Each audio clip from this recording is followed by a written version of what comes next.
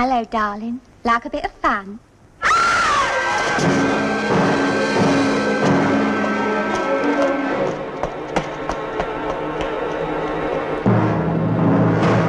Please! Please! Help! Murder!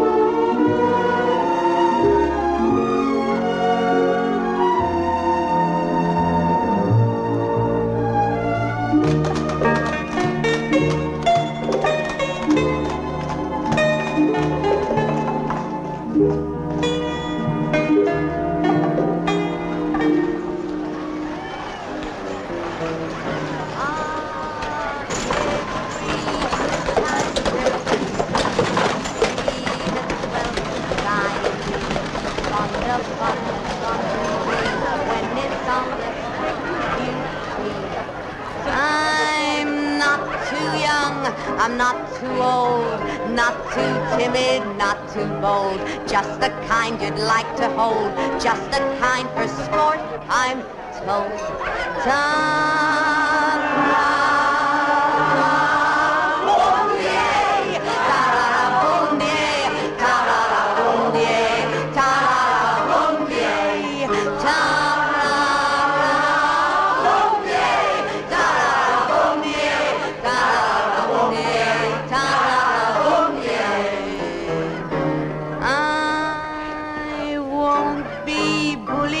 Won't be bossed, I always win, I've never lost.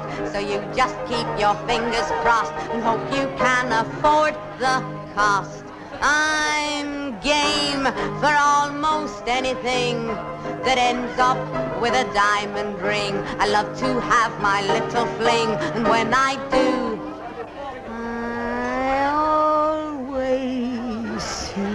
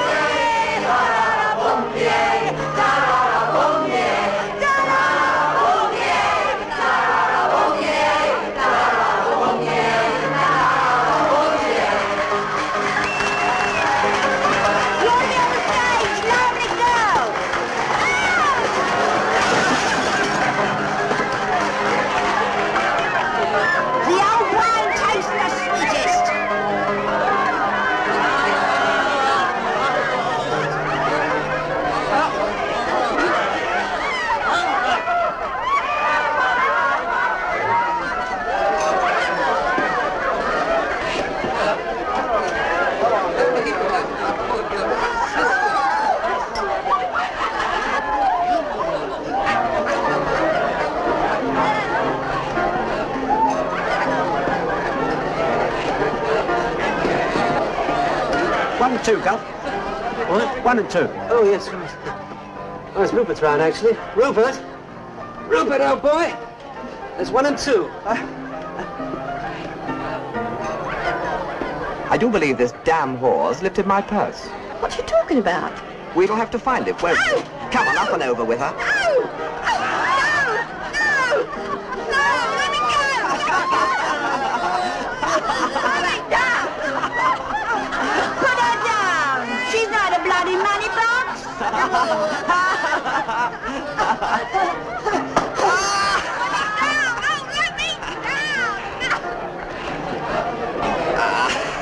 Well, give me a shilling anyway, will you?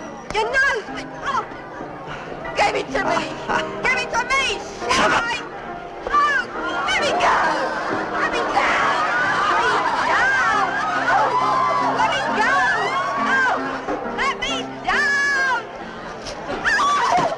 No one steals in my pub except me. Except you, Max Steiner. I could tell the coppers something about you and your pub.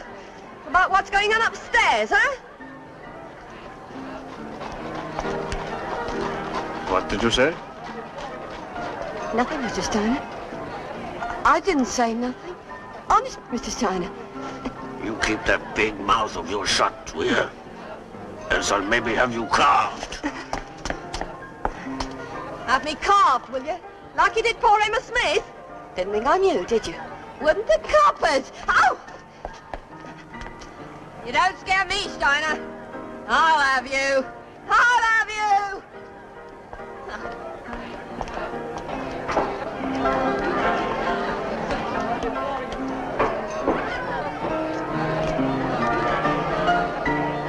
Dick! Hey, Dick. Take over, I'm going out.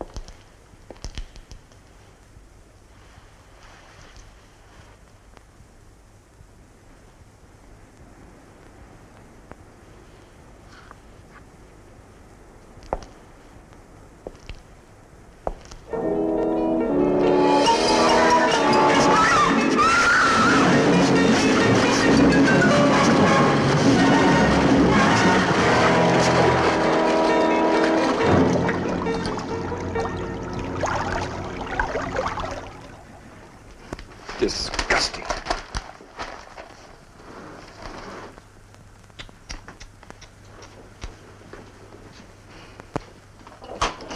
Mrs. Hudson, where have you put my confounded tobacco? Have you looked in your violin case, Mr. Holmes? Thank you, Mrs. Hudson. My God. A member of the medical profession caught red-handed, Dr. Watson? What? Your indignation implies a degree of familiarity. Dear Holmes, you cannot think that I am familiar with a maniac who meets a woman in the street and stabs her again and again? In Whitechapel? What was the name of this unfortunate prostitute? Polly Nichols. How did you know she was a prostitute? Where have I put my damn pipe? How do you know, Holmes? You haven't seen a newspaper. You have been reading the stop press of the 3rd edition of the Times, printed at 3:30 a.m. Therefore, the news must have come in at about 3 o'clock in the morning. As Polly Nichols was murdered in the street, it is unlikely that her body remained undiscovered for long. So I deduce that it happened at about 1 o'clock in the morning. Very interesting. But it still doesn't explain how you knew she was a prostitute. No respectable woman would be out alone in the streets of Whitechapel at such an hour. Therefore, she was not a respectable woman. You make it seem so simple. Holmes, there was an identical murder of a woman in Whitechapel just 3 days ago. Ah, a second murder. Now, that is interesting. Why? Because it is the second murder. And now, if you wouldn't mind standing up, my dear fellow. Stand up? What for? It is a well-known maxim of mine that when you have eliminated the impossible, whatever remains, however improbable, must be the solution. And? Therefore, you are sitting on my pipe.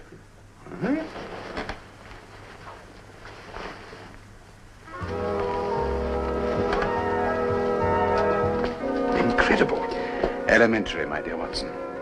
And now, Whitechapel.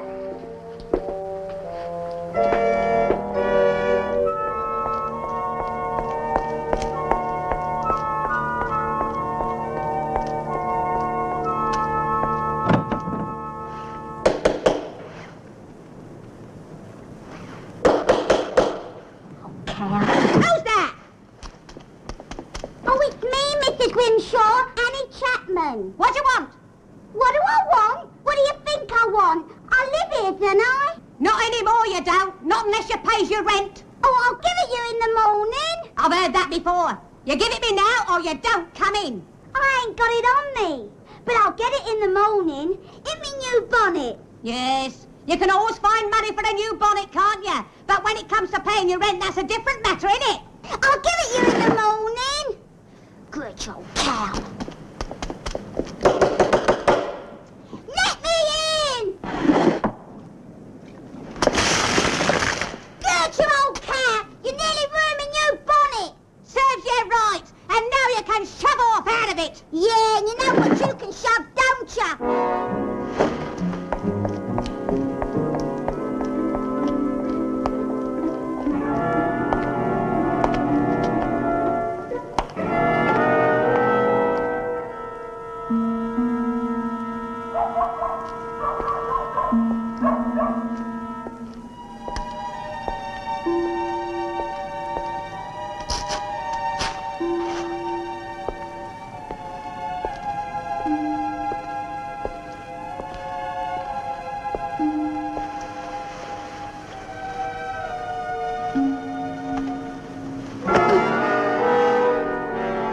Darling, feeling naughty? Move along. Go on. Move on there now. Go on.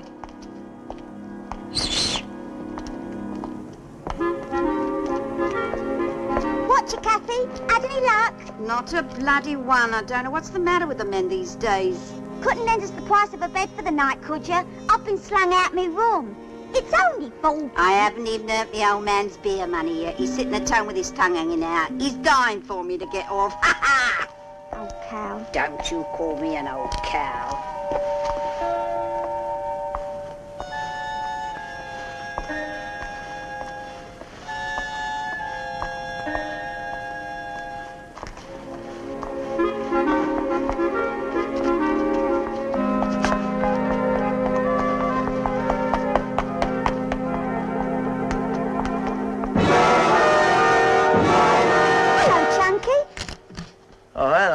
You're out late, ain't you? Well, I've been thrown out my place. Yeah? What for? I knocked her for the rent. Ah, never mind. You'll soon find somewhere else. Well, I need some money first. Here, you don't fancy 4 pence, do you? I'm cutting the price tonight. Sorry, Annie. Don't fancy it tonight. Here, what about you, love? You don't fancy cuddling something live for a change, do you? Chunky. Yes, Annie? You can have it for nothing if you want to. I'm feeling real lonely tonight, Chunky. Nah, no thanks, love. I'm too busy, honest. Oh.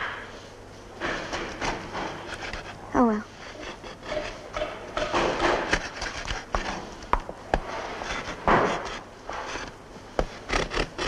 Here, you mind you don't let that knife slip.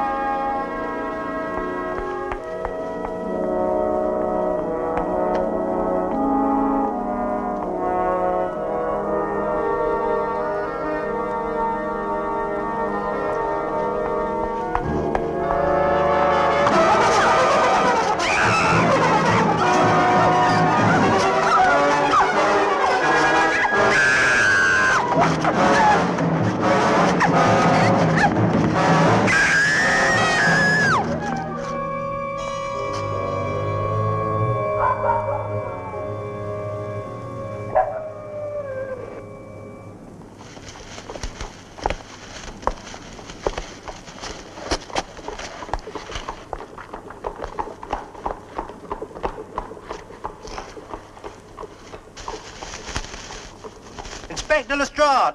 Here, I found something.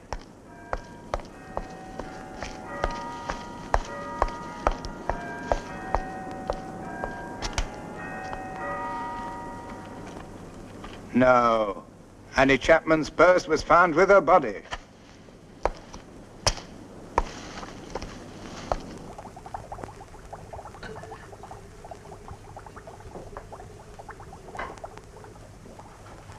Police baffled. Jack the Ripper vanished into thin air. I say, Holmes, these are just the circumstances when the desperate authorities come running to Baker Street, eh? They're here. But not running, Watson.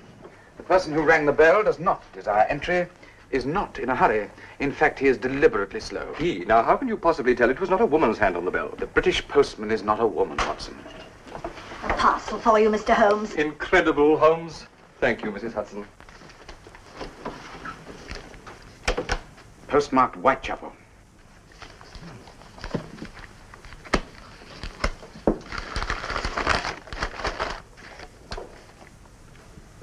Ah, surgical instruments. Now, who could have sent those? Which instrument is missing? Oh, the large scalpel. The post-mortem knife. There is no greater satisfaction for an investigator, Watson, than to have a theory confirmed. Well, does the case tell you anything, Holmes? To start with, the obvious. These instruments belong to a medical man who has descended to hard times. I would hardly call that obvious. The instruments of one's trade are always the last things to be pawned. But how do you know they were pawned? Observe this fleck of white. Silver polish. No surgeon would ever clean his instruments with silver polish. They've been treated like common cutlery by someone concerned only with their appearance. This is substantiated by these chalk marks. They relate to the pawn ticket number. But they were stolen from a doctor and then pawned. The pawnbroker had thought they were stolen. He would never have displayed them in a window. The shop faces south in a narrow street, and business is bad. I should also add that the pawnbroker is a foreigner. Oh, but I cannot see how you... On the contrary, you see everything but observe nothing. Observe how the material has faded here. The sun has touched the inside of the case only when at its height and able to shine over the roofs of the buildings opposite. Hence, the shop is in a narrow street facing south. And business had to be bad for the case to remain undisturbed for so long. But how can you possibly tell that the pawnbroker was foreign? The 7 in the pledge number is crossed in the continental manner. You will also observe the writing of the address, Watson. Scrawled with difficulty. The writing of a woman who seldom puts pen to paper. A woman, you say? Undoubtedly a female hand. Ah, but I'm slow, Watson. This case has more secrets to tell us. Where are my tweezers? The velvet on the lid is of a different texture. It has been added recently. Ah, the coat of arms of an elder son of a duke. Quickly, Watson, my Burke's peerage. Yes.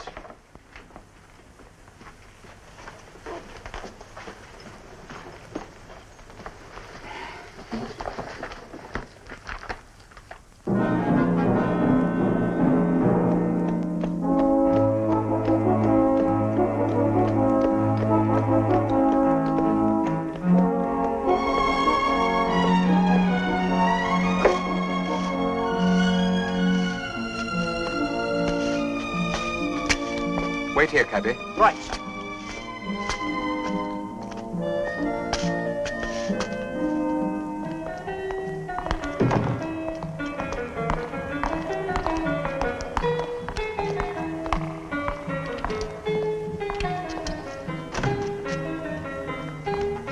This way, gentlemen.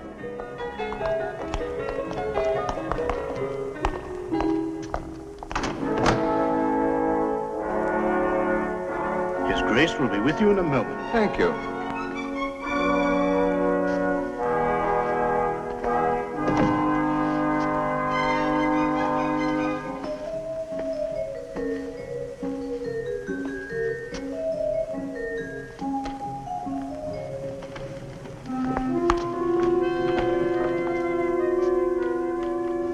What do I owe the dubious pleasure of this visit? No doubt you will recognize this coat of arms, Your Grace. Where did you get this case? I believe it to have come from a Whitechapel pawn shop, sir. Pawn shop. No more than I predicted for him. For whom, sir? My elder son, Michael. Do you know his present address? He is dead. Oh. Of what accident or sickness, Your Grace? Disobedience. From the day he left this house against my wishes, he has been dead, sir. You mean disowned, Your Grace? Was he a doctor, Your Grace? No, sir, but that was his ridiculous ambition. Well, the medical profession is, I believe, an honorable one. To a certain class, but not to one of the Osborne family. To a man who, in God's good time, would have become the 10th Duke of Shires, any trade must be dishonourable. A trade, sir? Now, if you please. The servants will show you out.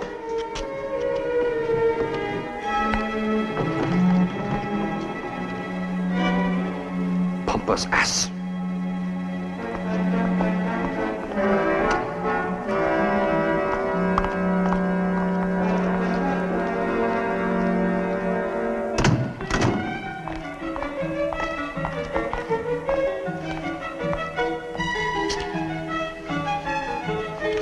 Trade indeed.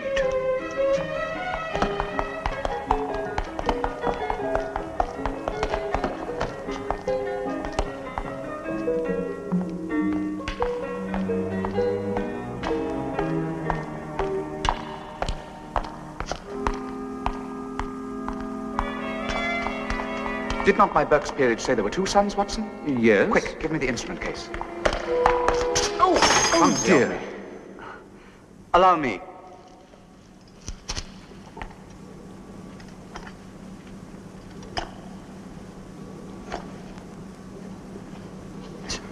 This belongs to Michael. Where is he?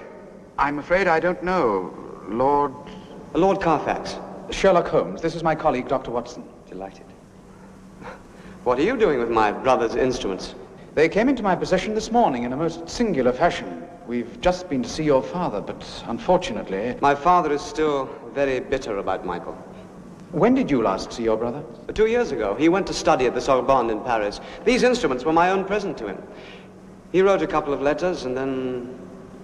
You tried to trace him? I went over to Paris, but he'd left the university in mid-term and returned to England. And since then you've heard nothing from him? No. No. Or seen him? Of course not. Thank you. Good day to you, Lord Carfax. Come, Watson. May I? Good day.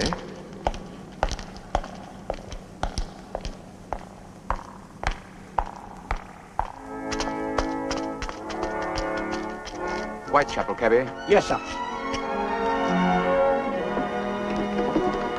Why Whitechapel, Holmes? To find a pawn shop. It can be no coincidence that those instruments were sent to me after the murder of the 3rd prostitute. A woman wishes to interest me in these crimes, and I find that provocative.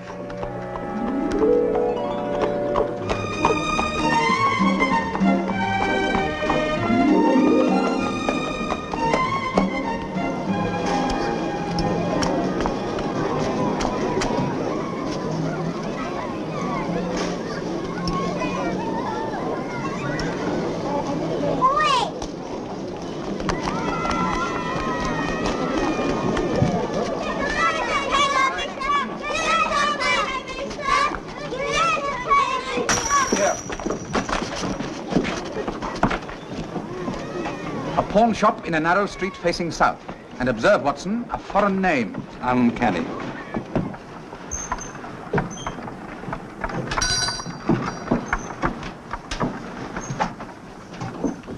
Gentlemen, can I help you? I want some information on an article you had in your possession for some months.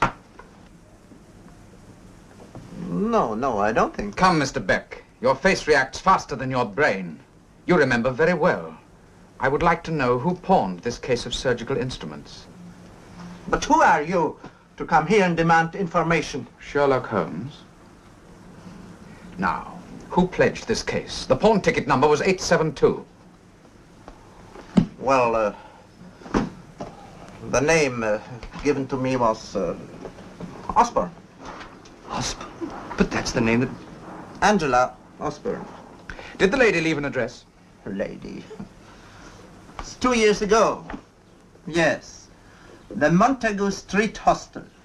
It's a soup kitchen run by Dr. Murray. And when did you sell this case? A few days ago. Yes. It was last Saturday. Ah, the night of the... The night of what, sir? To whom did you sell it? A man. Never saw him before. And the missing instrument, was that in the case when you sold it? Oh, yes, I think it was. You are sure? Of course I am. I have reason to assume a connection between this case of surgical instruments and your local murders, Mr. Beck. Murders? But you don't think I've any... That slender.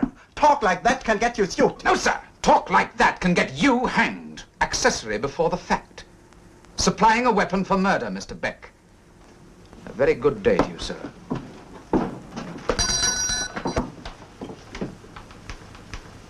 Holmes! Where are you in such a hurry to get to? To examine the body of Annie Chapman. The girl who was murdered last night? What for? To confirm that the instrument of mutilation was a surgeon's scalpel.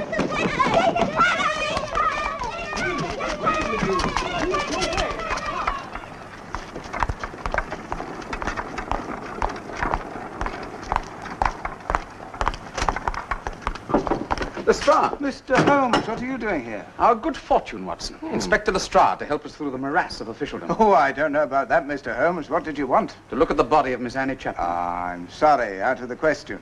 Very well, Lestrade, I will not argue. But I was hoping to be able to assist you to prevent the fourth murder. But come, Watson. Just a moment. Mr. Holmes, what makes you think that he is going to do it again? I think he will, Lestrade. I think he will. Oh, all right.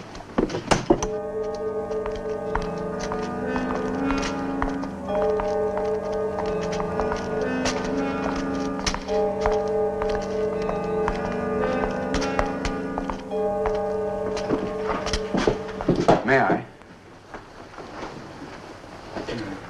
My God. Could a human being have done this? You see, Watson. We are right in assuming that two weapons were used on this poor creature, Lestrade. That's correct, Mr. Holmes, yes. A long bayonet-type knife and a sharper, more meticulous instrument. A razor? Or perhaps a surgeon's scalpel? I think a scalpel would be more probable. I agree. But you have the advantage of me, sir. You appear to know my name, but I do not believe we've met. I heard your lecture to the Royal Society on Forensic Medicine. Brilliant, sir. Quite brilliant. My name is Murray. Dr. Murray, you run a soup kitchen in the district. A hostel next door to here for the destitute. God knows there's plenty of them in Whitechapel. I also overwork as a police surgeon. Did you say a bayonet, Doctor? Yeah, I think so. Oh, yes, a bayonet, without a doubt. I served my queen as a military surgeon in Afghanistan, Doctor. Oh, aye. The idea of a bayonet appeals to you, Lestrade? Well, it narrows things down a bit, doesn't it? Soldiers have bayonets, don't they? And there are plenty of soldiers come down to Whitechapel for a bit of fun with the girls. I would hardly refer to this as fun, Lestrade. No, before you go out and arrest the entire garrison of the Tower of London, you would do well to remember that a scalpel was also used. Ah, yes. Going on your hypothesis, you should also arrest all the doctors as well. No, you can discount the military theory, Lestrade. Well, why should I, Mr. Holmes? Because the man who killed this girl would have his clothes covered in her blood. A soldier returning to his barracks would be detected at once. No, Lestrade, look for someone living alone close to the scene of the murders, who can either return quickly to the safety of his own home or bundle his outer clothes into a safe hiding place. Meantime, prepare yourself for more murders. You keep saying that. These are apparently motiveless murders by a deranged mind. Where there is no motive, there is no reason to stop. That's only conjecture, Holmes. All circumstantial evidence is conjecture, Murray, but it is often right. Mr. Holmes is usually right. 221B Baker Street, please, Cabby.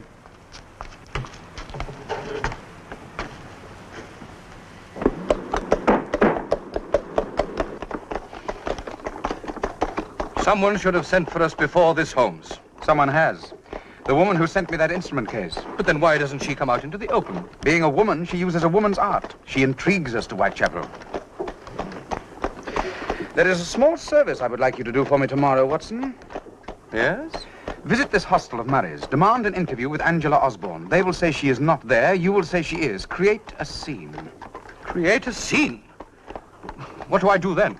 Then, Watson, you leave, of course.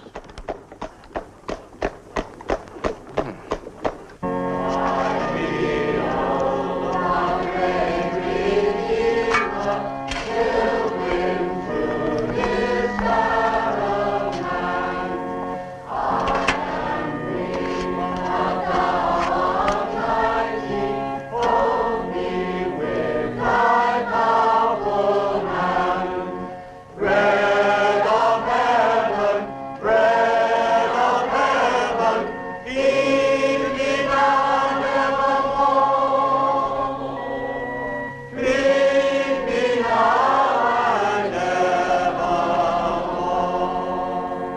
to sing for your supper here.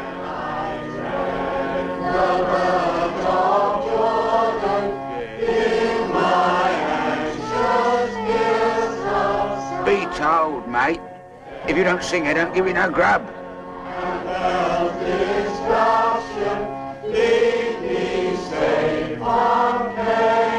Go on. If you don't know the words, just make a noise. Songs of praises I will ever give to thee. I will ever give to thee. Nah, you won't get no soup. I did not come here to partake of the soup. God has sent you down his manna. Come on, we'll fit you in somewhere. Will you please stop this unwarranted interest in my diet? I do not want any soup.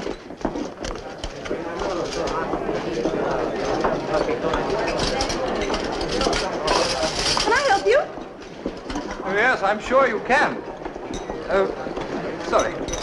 My name is Watson. Dr. John Watson of Baker Street.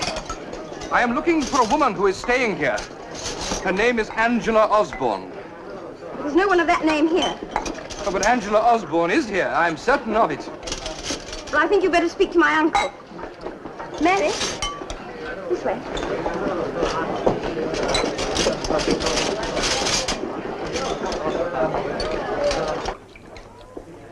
Oh, hello, Watson. What are you doing here? You come to help us? Good. Uncle, Dr. Watson is looking for someone called Angela Osborne. I've told him I've never heard of her. Oh? What makes you think this Osborne woman is here? She gave this hostel as her address in a business transaction. Oh, when? About 2 years ago. Oh, names mean nothing here, Watson.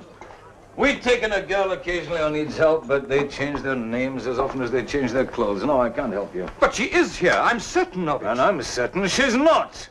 Now, you've seen these people outside. This is their only hospital, and I'm their only doctor. So you'll appreciate that I haven't time to stand here answering questions about lost women. I'll not be put off, Murray. I know that the woman is here, and I demand to see her. Demand as it be damned to you, sir. Will you kindly leave my surgery? Oh, but please, Dr. Watson. Well... You must excuse my uncle. He works even at night. His work is these people. I insist upon seeing Angela Osborne at once. I will not be put off, young lady. Please, Dr. Watson. There is something very wrong here. Everyone's saying they've never heard of Angela Osborne. You haven't seen the last of me, I promise you. I will not rest until I have found out what you have done to this poor, unfortunate girl. You can be sure of that.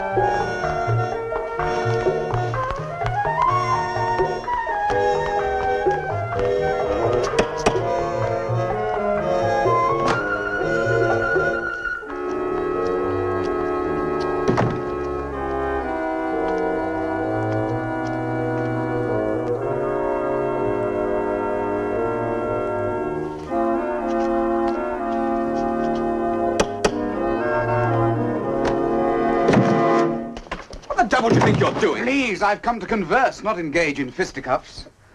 Who the devil are you? Sherlock Holmes. You may remember we met yesterday. Sherlock Holmes? Don't you think we'd be more comfortable in here?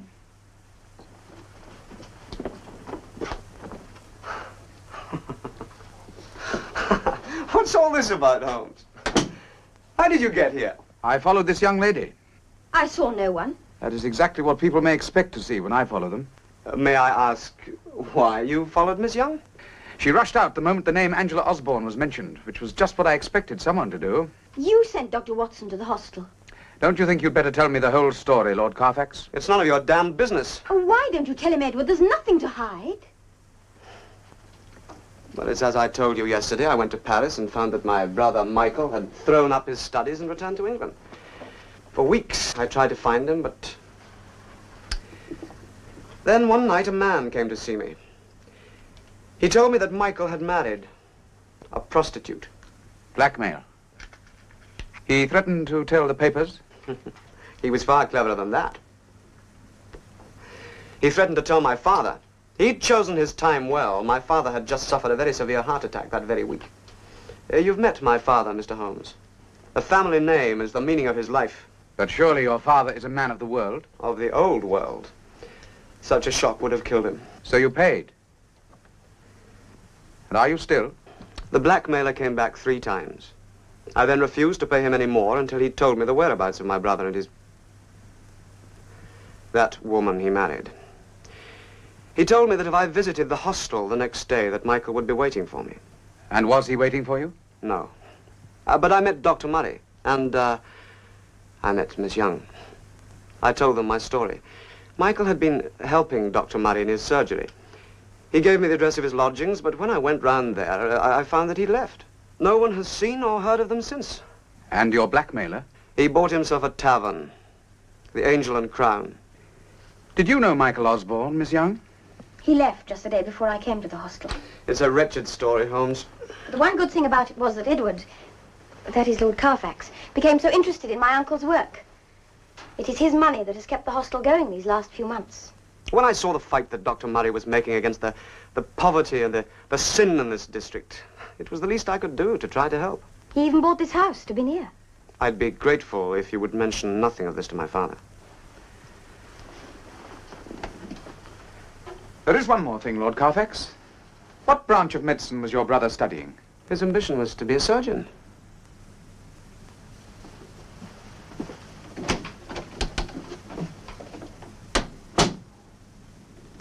Things are bad, awfully bad. In fact, they've never been worse before. But everything's chappy to make a girlie happy. Food is dear, rent is dear, but love is cheap at a time of year. So grab the nearest miss and whisper while you kiss. And these are times you gotta put up with anything. In these are times you mustn't pick and choose. And if you're nice and squeeze her tight, she'll ask you round tomorrow night. If you don't mind sitting without a light. In these are times. Farmer Brown came to town. He spent the day at the cattle show, then went to wet his whistle inside the Hotel Cecil. Lady fair near him there had all her neck and her shoulders bare. Said Farmer Brown a lack as he saw her dainty back. These are times you've got to put up with anything. In these are times you mustn't pick and choose. This fancy kind of dress you wear leaves all your neck and shoulders bare, but you're lucky to be dressed up to there. In these are times. Mrs. Green, rather mean, went out last Saturday marketing and saw out in the gutter a codfish on a shutter. She felt its gums, poked her thumbs all round the fish, and she said, oh crumbs, it don't look nice at all. Then the coster had to bawl. In these are times you gotta put up with anything. In these are times you mustn't pick and choose. That codfish there's a sacrifice, and I asked you, man, would you look nice if you had been torpedoed twice? In these are times.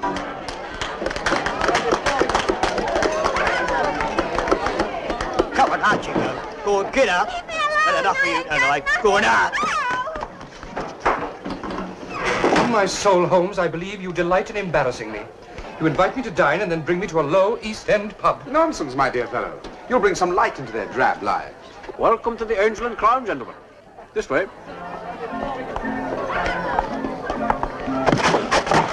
Sit down, please. We have always a warm welcome for a guest. So I see. What do you have? Cognac.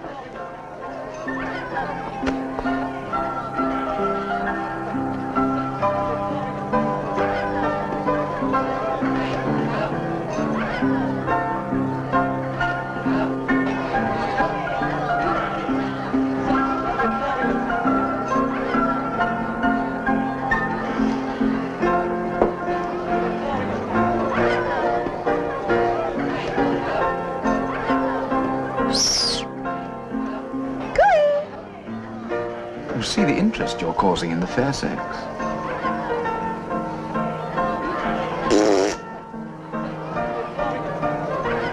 Here you are, James. Will you join us in a drink, Mr. Steiner, Max Steiner. Take a glass. Another bad night. Everyone's scared off the streets after dark. And these ladies come in here for safety? Here is always a selection, if you're so inclined. A selection. A selection? I'll have you know we did not come here for this reason. There's nothing I can do for you then. Indeed there is, Mr. Steiner. What? You can give us some information.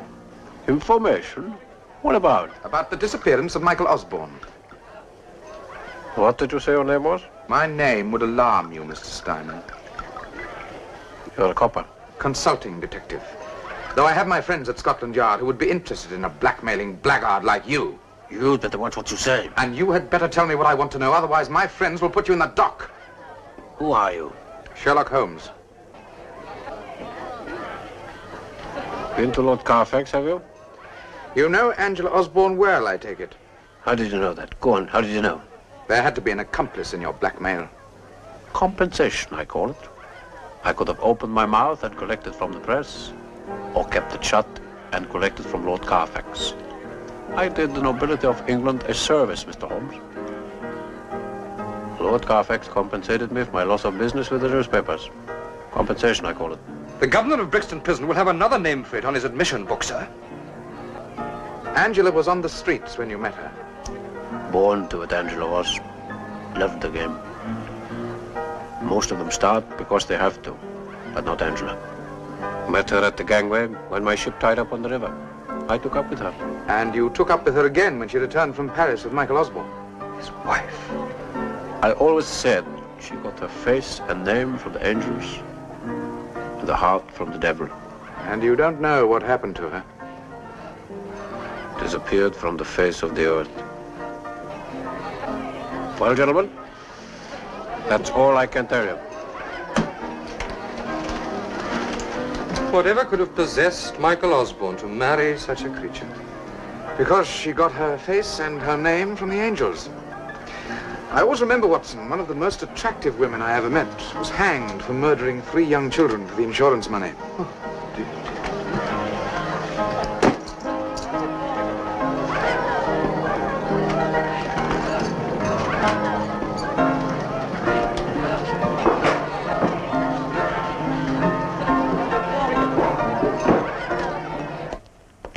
Holmes, I feel I want to do something violent when I see a villain like Steiner enjoying the rewards of his skullduggery. Rewards? Well, he ended up by owning that pub through his blackmailing. You really are an amazing fellow, Watson. Though not in yourself luminous, you're an excellent conductor of light. I am? Holmes, whatever do you think became of Angela Osborne? Well, that scoundrel said that she disappeared off the face of the earth. And yet... Well, do you think that Michael Osborne is dead? I never theorize without evidence, my dear Watson.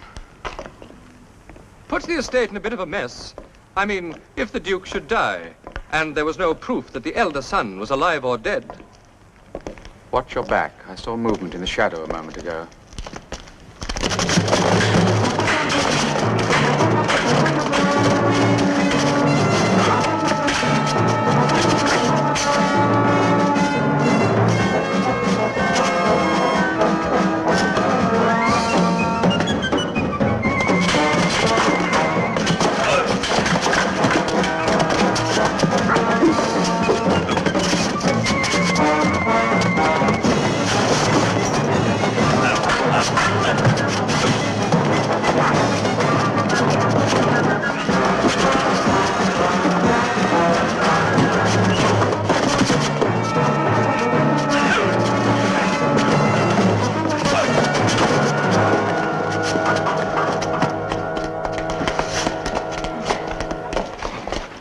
Brisk work, Watson. Brisk work. On my soul, Holmes. When you take a guest out for the evening, you really do it. My apologies, my dear Watson. Next time, I'll take you to a quiet table at the Café Royal. I should jolly well think so. Nothing like a piece of cold steel, eh, Holmes?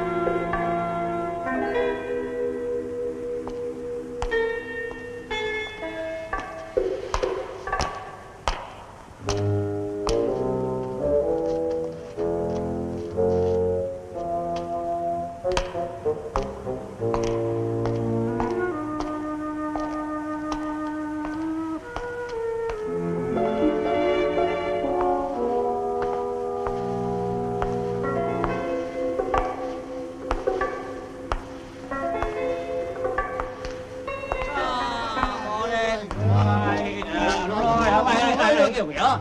Here's one. Here, got 2 legs even. What, ya? Oh, a sailor's rest. Oh, and we've walked a mile for that. Yeah, working up an appetite. All the girls are indoors, scared to come out, they are.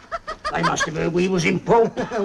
well, don't you worry, because Jack and me, we're going to look after you, aren't we, Jack? Yeah! Here, don't fight over it, lads. Now then, haven't you girls been told to clear off the streets? I got to earn a living, ain't I? Clear off, lads. Go on. I'll have you inside. Here, miss. Don't you live that way? You coppers are ruining everything. Push off.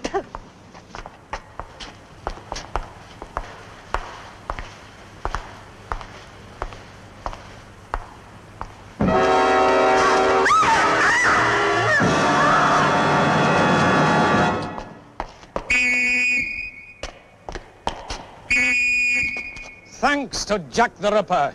Thanks to this brutal killer, yes, thanks to him, the world is watching Whitechapel. And I'll tell you this, it's not the killings by a demented hand that the world finds horrible, no. It's the murder by poverty, the murder by misery, the murder by hunger. In Whitechapel, Whitechapel, the cry of the starving, the moan of the sick. For years, we've tried to get one paragraph into the newspapers to expose what's happening here. I've been myself to the editors, hat in hand. It's not news, they said. Well, now it is news. One man has made us news.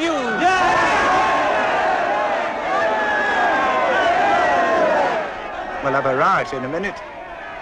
He's putting up this murderer as a sort of deliverer of Whitechapel. To seize a defenseless female, to stifle her cries, and then... how can anyone do this? But someone does. Why? Why? A motive, sir? I'll tell you. His motive is the punishment of Whitechapel, as God destroyed Sodom and the city of Gomorrah! Oh, I'll have to shut him up, Mr. Holmes. No, So, you'll have to rescue him. It is the social and moral crimes that must be ended in Whitechapel, not just the killings. Yes, it is the dealers in vice and the purveyors of sex that the police must throw their force against, not just the killer. I tell you, there can be no peace in Whitechapel while licensed dens like the Angel and Crown are allowed to cater to the dissolute and the debauched.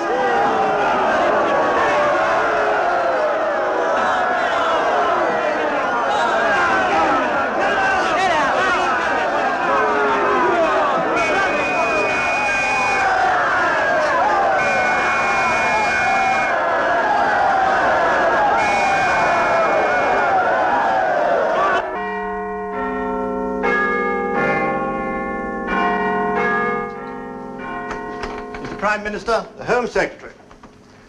How's the battle? When I left, the leader of the opposition was still on his feet. He has done what the police couldn't do, found the culprit. You, Prime Minister. Gladstone is informed. I was afraid of that. When he compared the Jack the Ripper murders with the Bulgarian massacres, I could see you were in for trouble. Not the only one. Unless I'm much mistaken, he'll demand the resignation of the Commissioner of Police before the day is out. And if he calls for a vote of no confidence, he might get it. You mean you might have to resign? Well, not I personally, just some of my ministers. Don't you think, Prime Minister, we should go down? Well, as you please, yes. I'm expecting a visit from Mr. Holmes. That charlatan. Mr. Mycroft Holmes happens to be one of the most indispensable of all the servants of the crown. Well, as long as he doesn't bring in his brother Sherlock. That is precisely what I propose to ask him to do. Then why not approach him direct? Because your department has antagonized Mr. Sherlock Holmes. He has antagonized my department. Only last week he was grossly offensive to the governor of Pentonville Prison. Mr. Mycroft Holmes. Show him in. Home Secretary, please try to be discreet for once. It isn't going to be easy. Mr. Mycroft Holmes will certainly wish to take charge of the investigation himself. Prime Minister? I think you know the Home Secretary. I knew your predecessor, sir. No doubt I shall soon be making the acquaintance of your successor, unless the police do a good deal better than they're doing at the moment. I have every confidence in the police. That must be, sir, why there's none left in the House of Commons. Mycroft, I sent for you because you have the tidiest and most orderly brain in Her Majesty's Civil Service. Prime Minister, I cannot deny it. That being the case, and knowing that you are at present engaged on the most delicate negotiations concerning the Peruvian copper concession... You wish me to intercede with my brother that he may come to the aid of Scotland Yard and apprehend the Whitechapel murderer. How on earth did you know that? A summons at such an early hour made me suspect that the matter might be a personal one, and the presence of the Home Secretary that it might be connected with the Whitechapel murders. The fact that the Peruvian copper concession has already been settled to everybody's satisfaction for the last 3 days made me suppose it was my brother and not myself whom you wished to consult on this occasion. I have accordingly arranged to meet him. You mean that you'd already anticipated my request? That, Prime Minister, is my business.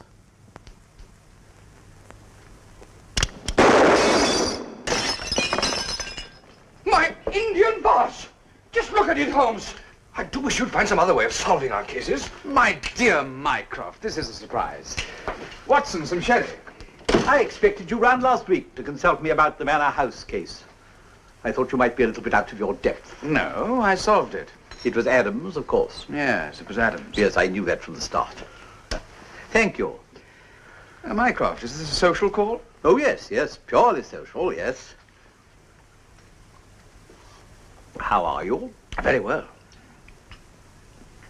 Well, now that the social call is over, hadn't we better get down to business? Ah, I perceive you've come from the Prime Minister. Why, Sherlock? It is still forenoon, but you are not at your desk.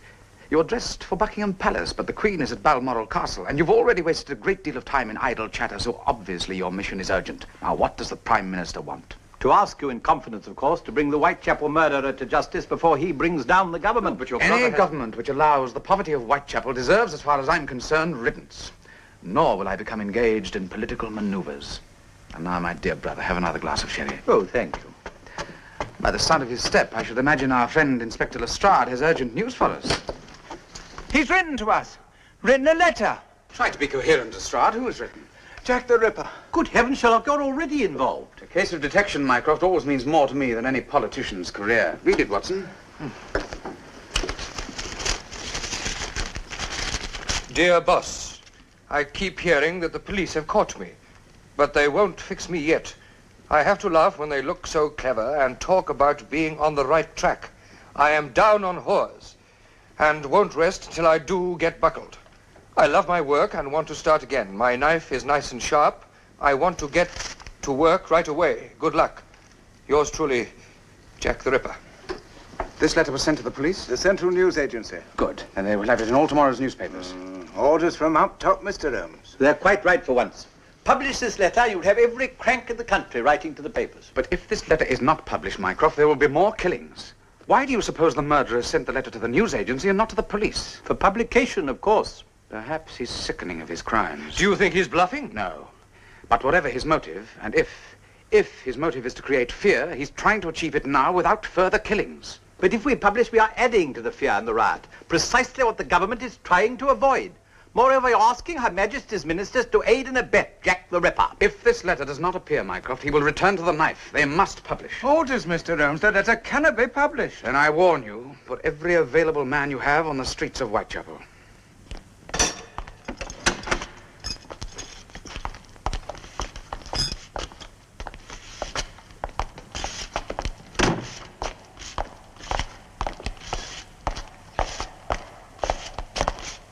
come to view the body of Miss Elizabeth Stride.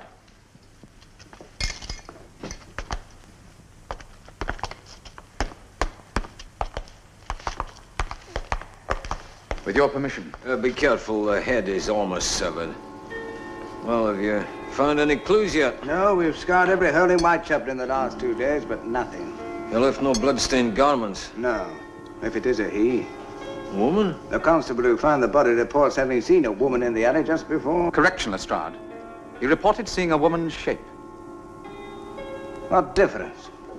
What he said he saw is not what you're saying he saw. That difference. A woman's shape in the fog could be a man dressed in woman's clothes. Really, I should hardly think it is likely that Jack the Ripper... There is no pattern of behavior, Lestrade, in a deranged mind. What can you tell us, Dr. Murray? Each murder is by the same hand. What is your opinion of the knife work here, Doctor? What do you mean? Does it not show surgical skill? Then it's the work of a doctor. Anyone with a modicum of medical training could have done it, yes. A medical student, perhaps. It's true these murders are the work of a madman, but a madman with certain medical skills, considerable intelligence, and education. Skills, intelligence, education, this? Of course. Take that letter. The punctuation was exact. The grammar and syntax, though cleverly concealed, were the work of an educated man. And to a graphologist, it was obvious that the writing was deliberately scrawled. We must not take the mask for the face, Lestrade. Then if you're right, Mr. Holmes, it brings us back to the doctors. Don't be too sure, Lestrade. Oh, well. I'd better be off. I suppose now you'll go and arrest the entire staff of the London hospital.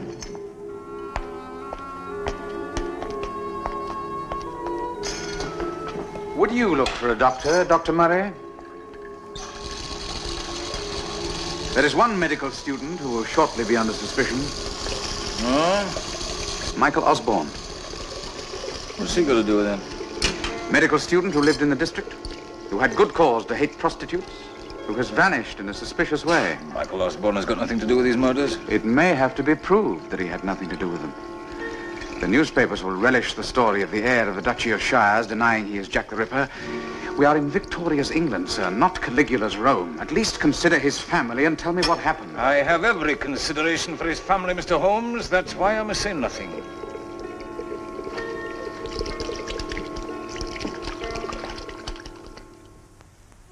Of course, I blame myself. I should have refused the Prime Minister's request to call in my brother. In any case, he was already engaged with what was out. Stalemate. I should have realized there was only one person who was capable of solving this problem. Myself. I should have taken charge. I should have ditched the Abyssinian detente. Refused to discuss the details of the Nigerian loan. I should have concentrated on one... For heaven's sake, stop sawing away at that infernal instrument. It was a sad day when Mother gave it to you. A sad day for her. A sad day for you. A sad day for all of us. It's his method, Michael. His method? Method, Watson? This butcher boy has the government, has all of us on the edge of a knife. Only this morning, 3 more men were attacked in the streets of London. Carrying Gladstone bags, were they? Carrying Gladstone bags? The latest rumor has it that he's a Russian anarchist sent by the Tsar to bring down the government. There's no truth in that. Military intelligence... Military intelligence, such as it is, has investigated the rumor and found that there is no truth in it. How long has this recital been going on? Hasn't said a word since yesterday. How long do they usually last? Sometimes for days. Then I am patently wasting my time. What I shall never understand, Sherlock, is why, since you've had that violin with you so long, you have never learnt to play it. Act, Sherlock. Act. Go to the scene of the crime. Use your powers. Interview the people concerned. What was it Mother used to say? Stir your stumps. Don't bother to see me out, Watson. But if during the intermission you should get an opportunity, you might remind my brother that he has never had so great a chance of serving his country, or seemed so unaware of his responsibilities, or of the intention of the composer when he wrote that tune.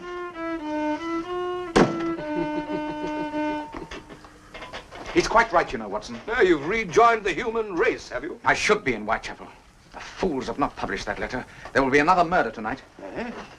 Come, Watson. You and I will scour the streets together. What for? For the detail that matters.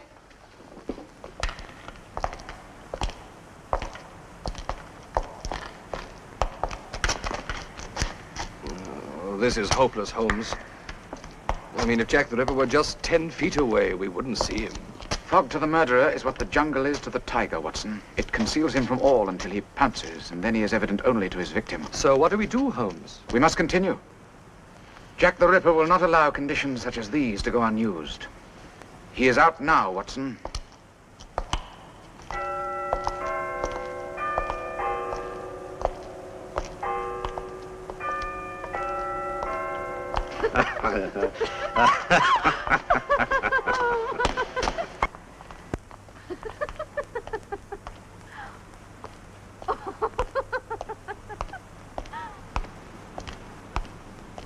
Hello, love. Here, you look like a sport. Do you fancy coming up? Couple of shillings will do it. Hang on a minute, I'll throw you down the key. Here you are, darling. Catch.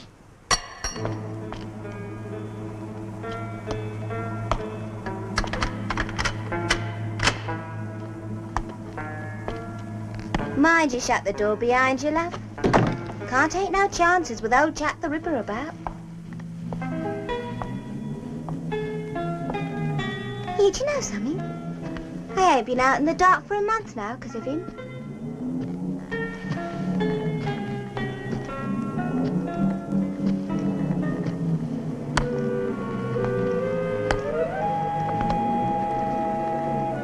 Come on in then. Come on.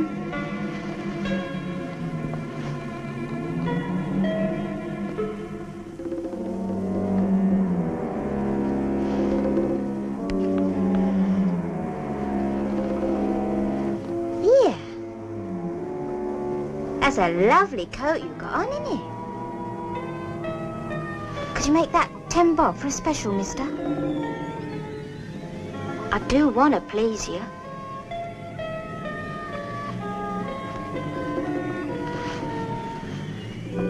I haven't had a real gentleman like you since I started.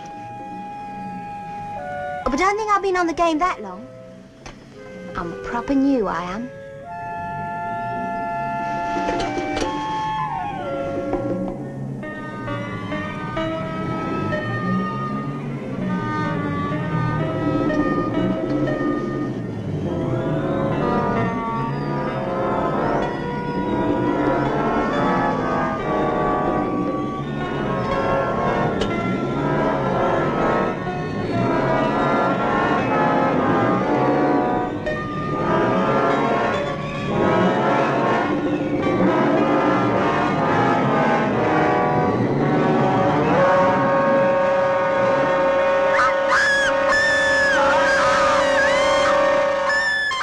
Holmes. Quickly, Watson. Lemon Street Police Station. Get Inspector Lestrade. Tell him to cordon off the area.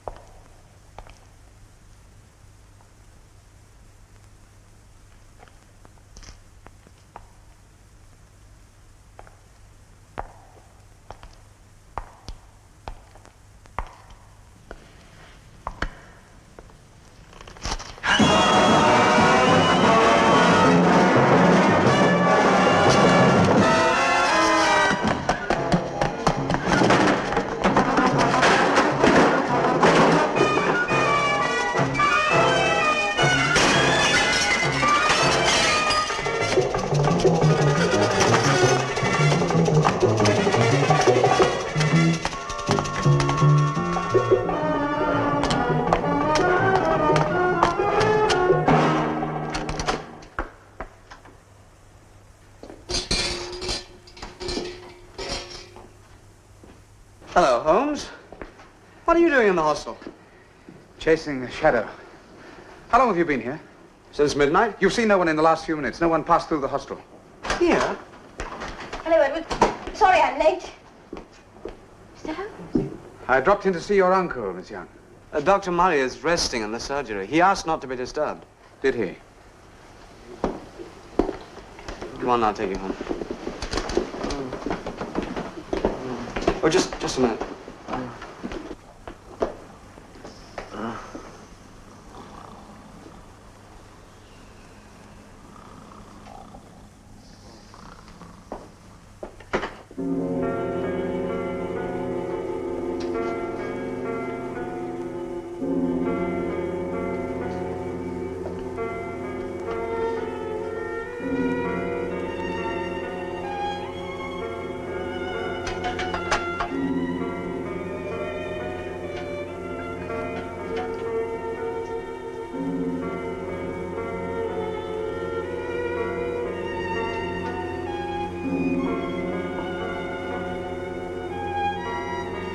Dr. Murray? Oh, Holmes.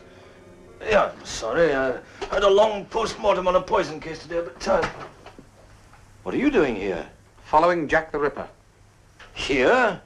He eluded me in the mortuary. The mortuary? God, he could have come through the arch into the hostel. He did. We will wait here together for the police.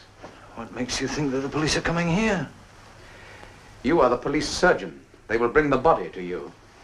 Another prostitute? In the meantime, Dr. Murray, I would welcome the opportunity of a little chat with you. What about? About Michael Osborne. I've told you before that Michael Osborne wasn't wanted on a suspicion of murder before. What are you talking about? All questions lead back to Michael Osborne's knowledge of surgery. He could not possibly have murdered anybody. Prove it. Don't you think it would be best if you told me the whole story, the full story of the night Michael Osborne found that his wife and Max Steiner were blackmailing his family? You know about that?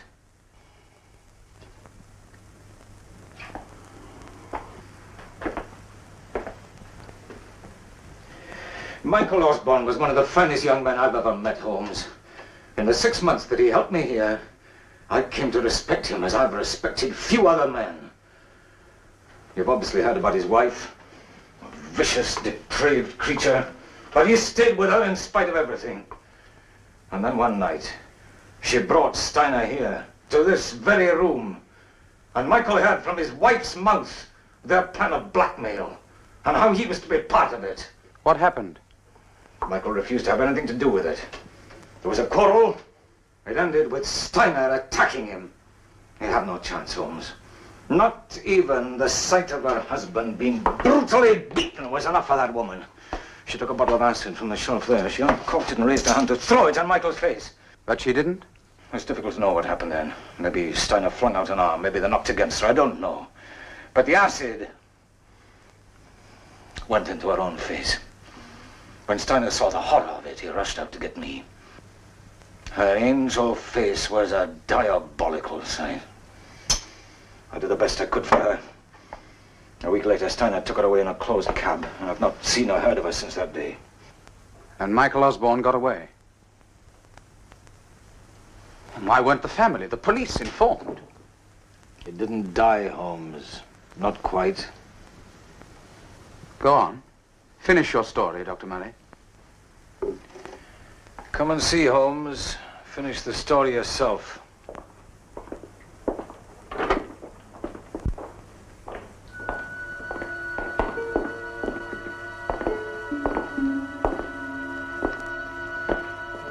You wanted Michael Osborne? Here he is. Whether it was Steiner's blows to the head, and whether his mind could suffer no more of the world that his wife had shown him, I don't know. But this is how he's been since that night.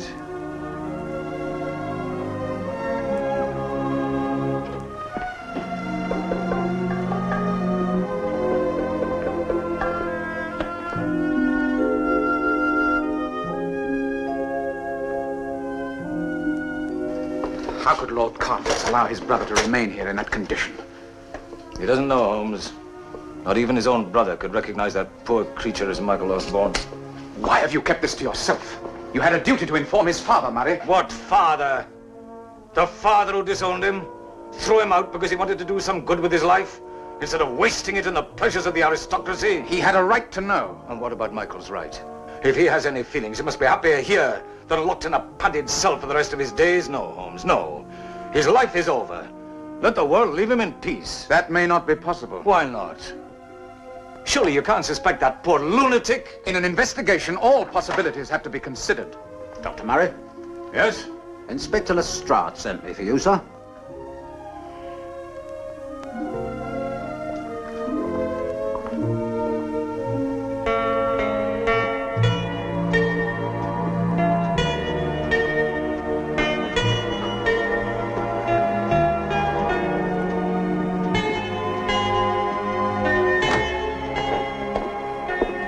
Lestrade, my dear fellow, are you not well? You'll never see anything like it this side of hell. What animal could have done this? Prepare yourself for a shock, Dr. Murray.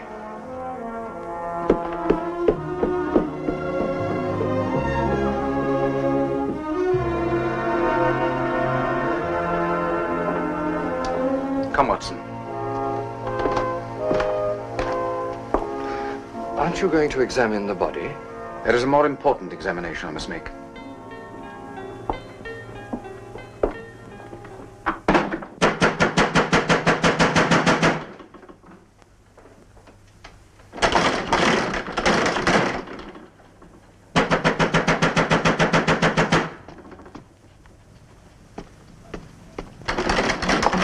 I'm coming! Shut up! Always these drunk people.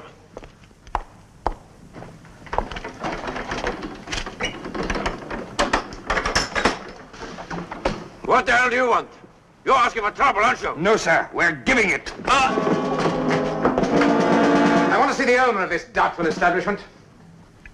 You've got the nerve. Coming to see me at this time in the morning. I said the owner, not the hired help. Tell Angela Osborne I want to see her. You're not going upstairs.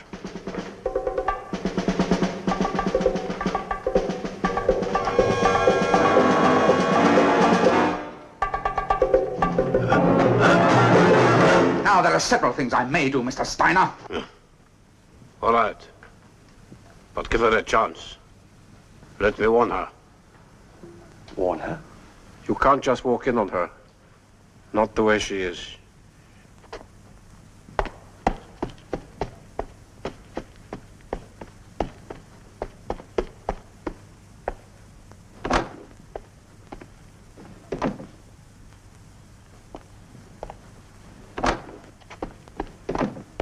All right, come up.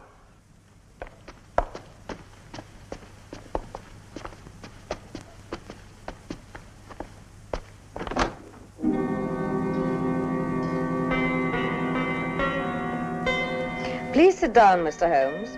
Dr. Watson.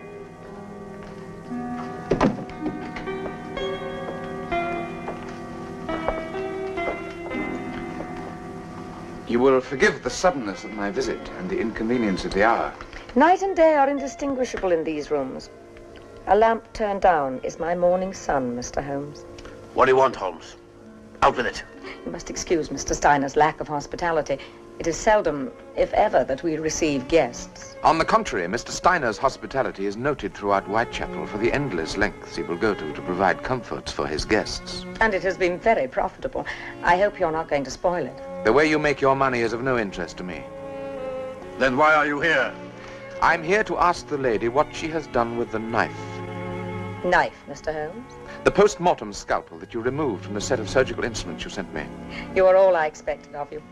Give it to him, Max. It is a limited life alone in these rooms, and I spend many hours reading your cases. I am grateful for the excellence of your narrative, Dr. Watson. Can you tell an admirer, Mr. Holmes, how you knew I sent the instruments? It had to be someone who wanted to interest me in Michael Osborne. And the writing on the address showed me that it was a woman of little formal education. Of your age, it was really a simple deduction. And how did you know I was here? I was told tonight that you had been... mutilated and made odious to myself and to the world. This figured. It was then obvious why you'd gone into hiding. But why did she remove the scalpel from the case? To be certain to intrigue Mr. Holmes. But we have only your word for that. I do believe the good doctor thinks I am Jack the Ripper. Why should Angela murder those women? Why should she? But of course, Dr. Watson is observant. I hate all women. He knows why. They're all prettier than I am, that is why. The woman with the ugliest face in the world. Want to see?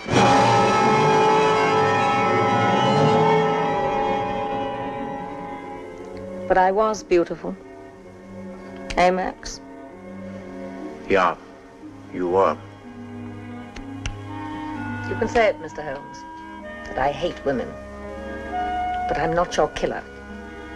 As you can see, I am incapable of even stepping into the street. Why did you hate your husband so much? Hate him? Who told you that? Why, Dr. Murray. To Dr. Murray, Michael was a saint. But to me, Michael was a man who tired easily. He seemed unbalanced at times. He couldn't take the discipline of medical study. And it was the same with his marriage.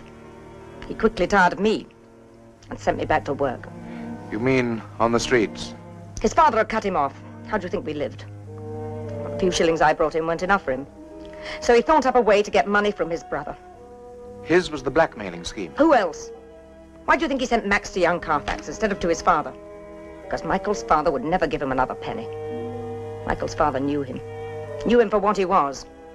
A vicious, worthless libertine. Vicious? Would you call a man who throws acid into his wife's face vicious? Because she can bear him no more and is leaving him. Wasn't the man who did that vicious? By God, Holmes, there's a woman of great character. I'm afraid, Watson, you're not probing deeply enough. Her scars extend far beyond the surface. What do you mean? She may well believe her strange story to be the truth. And now, Watson, let us go and pick up the unfortunate Michael Osborne. You mean you know where he is? Come along, Watson.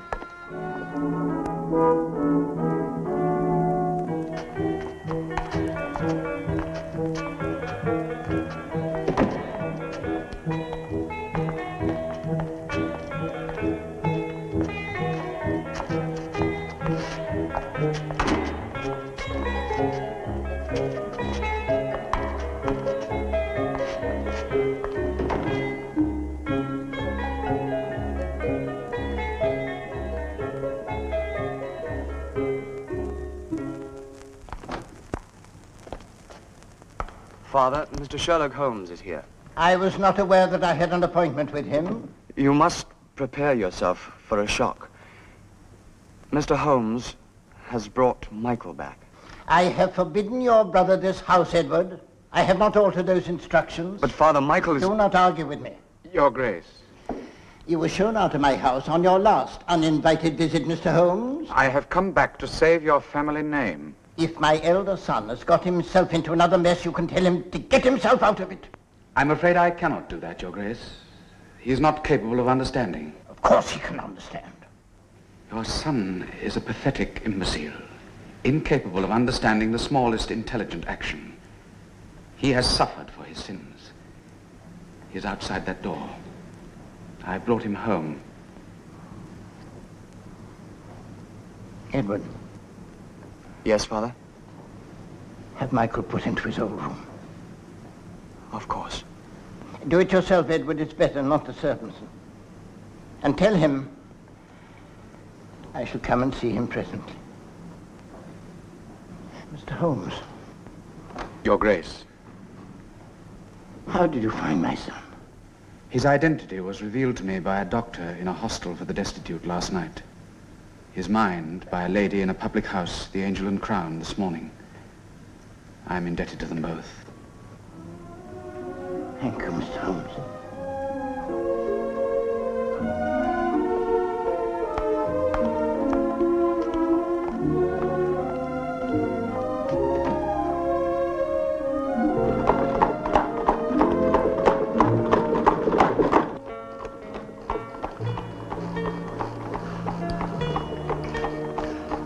Holmes, you know, don't you? You know who Jack the Ripper is. Who is he? I'm afraid I must keep that from you a little longer, Watson. But aren't you going to arrest him? Knowing is one thing, proving what we know is another. But we cannot let him roam the streets, Holmes. Indeed we cannot, Watson. But there is work to be done before the final curtain can be brought down. That is what we've been doing this morning, setting the scene and rehearsing for the last act of Jack the Ripper. I wondered what we'd been doing.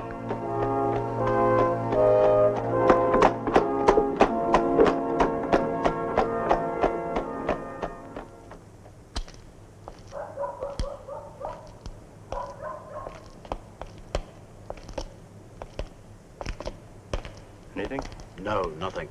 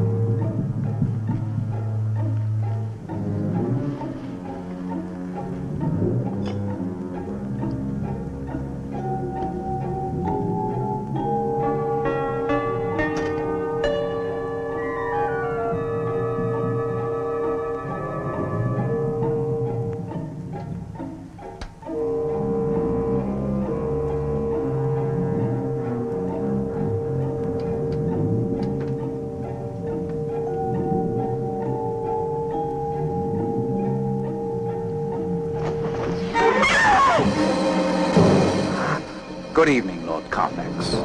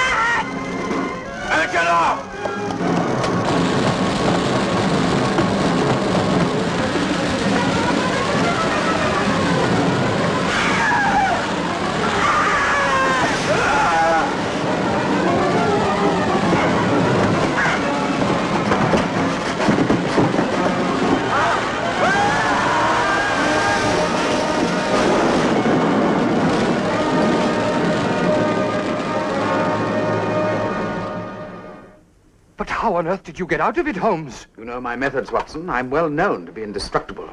Besides, I wasn't going to miss this excellent cartridge. But how did you know that it...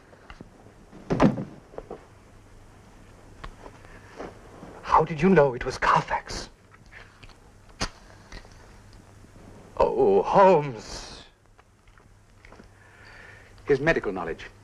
When I dropped the case of instruments in his father's house, he picked it up. You remember that, Watson? Well, natural politeness, I thought. But you, a doctor, did not notice that he immediately put the instruments into their right niches. How odd, I thought. How interesting. A layman might ponder for a moment, but Carfax did not hesitate. But if that's all you had to go on, isn't it an obvious fact that Dr. Murray... Nothing more deceptive than an obvious fact, Watson. But what was both obvious and revealing was the letter. Oh, that harum-scarum diatribe in red ink, Holmes? Revealing? Precisely. The writer described his murders as his work. I love my work. I want to get to work right away. If his gruesome activity was, as he said it was, his work, he was obviously a man of means who had no need of ordinary employment. Dr. Murray, who works very hard, would have written perhaps pastime. I ruled out Murray. Well, you make it sound very simple. And so it was. When I investigated the Osborne family, I found insanity through 4 generations. Carfax's reason hung on a thread. That his brother should put the name of Osborne to a common prostitute, and that she should carry that name to the street corners of Whitechapel broke that thread. Carfax was protecting, insanely, the family name. He had never seen Angela, but it seemed logical to him, mad to us, that he could kill her by a process of elimination. He searched for her with his knife, from one prostitute to the next. But Lestrade, the police... Lestrade and the police do not know the identity of Jack the Ripper. No useful purpose will be served in disclosing his identity now. The Osborne family have suffered enough as it is. Lestrade has his 3 buckets of ash, but we will keep the name. Parcel for you, Mr. Holmes. Postmarked Nottingham.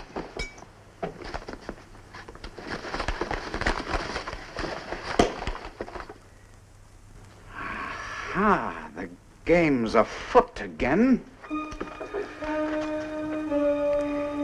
This hat is 3 years old. The flat brim curled at the edges came in then. It belongs, Watson, to a man who has suddenly gone down in the world. He's middle-aged, goes out little, and has grizzled hair which has been cut in the last few days.